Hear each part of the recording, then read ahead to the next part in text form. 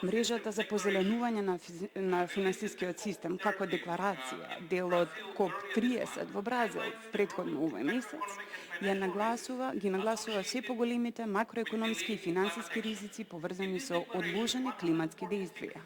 Во оваа одлука 136 централни банки и супервизори заедно со 23 наблюдувачи предупредува дека тригодишното одложување на климатските акции можат да и повеќе од тоа да ги удвојат овие традиционални трошоци.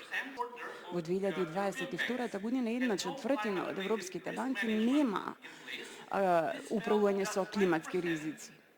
И ова веќе падна на само 5% до крајот на 2024 година. Во истиот период, овие банки покажаа водечки практики во некои области и тој процент се зголеми на 56%.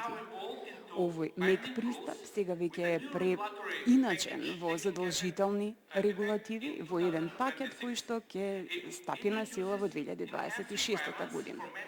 Тој предвидува зајакнати барања и услови за управување со овие ризици со цел подобри планови за транзиција.